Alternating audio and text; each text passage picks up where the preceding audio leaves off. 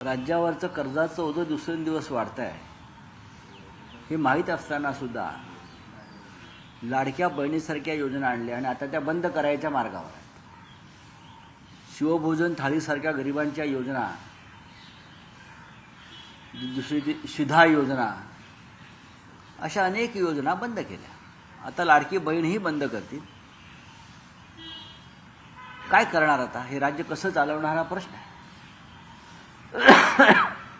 कर्ज काढून दिवाळी साजरी करणं किंवा निवडणुकात मतं विकत घेणं म्हणजे हा कर्जबाजारी महाराष्ट्राची तिजोरी ह्या लोकांनी महिलांची मतं विकत घेण्यासाठी वापरली।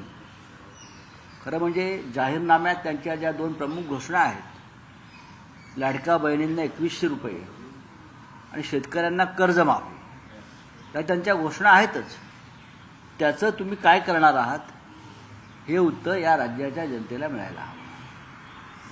आणि हे 8,00,000 कोटीच्या वरचं कर्ज, हा कर्जाचा डोंगर तुम्ही कसा कमी करणार?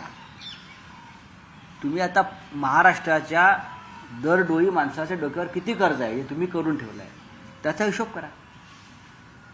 तुमचं कर्ज या राज्याची जनता फेडणार आहे। जो अर्थसंकल्प आहे, अर्थसंकल्पामध्ये सामाजिक कल्याणाच्या ज्या योजना होत्या त्या कमी दिसतात, मात्र रस्त्यासाठी भरीव निधी दिसतो। याचं कारण काय? याचं कारण असं आहे, तर शक्तीपीठ मार्गाची मागणी कोणी केली होती? शक्तीपीठ मार्गाची मागणी गेल्या काही वर्षामध्ये ठेकेदारांकडून मोठ्या प्रमाणात जे पैसे उकळले गेले, हे रस्ते बनवणारे ठेकेदार आहेत।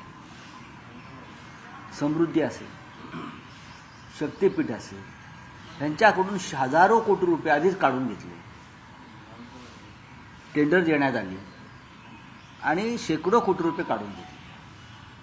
ते निवडणुकीत वापरले असतील किंवा आमदार खासदार खरेदीसाठी वापरले असतील। शक्तीपीठाच्या संदर्भात शेतकरी भूमी अधिग्रहण करण्याच्या विरोधामध्ये आहेत आणि महाराष्ट्रामध्ये आज हा शेतकरी शक्तीपीठासंदर्भात रस्त्यावर आहे। सर, आज जो होळी आहे, पण असं असताना तर देवेंद्र फडणवीस सरकार राज्य सभागृहात म्हणतायत की 100 शेतकऱ्यांनी मला निवेदन दिलं एअरपोर्टवरती येऊन, आणि ते निवेदन देताना हे 100 शेतकरी जे आहेत, हे जे 100 शेतकरी जे आहेत, हे भारतीय जनता पक्षाचे एजंट असावेत। त्यांच्या माध्यमातून या जमीन खरेदी विक्रीचे व्यवहार सुरू असावेत। सामान्य शेतकरी जो आहे त्याला आपली जमीन द्यायची नाही। मुळात शक्तीपीठाची गरज काय, असा प्रश्न सगळेच विचारतात। आम्ही विरोध करत नाही आहोत, शेतकरी रस्त्यावर उतरलेला आहे।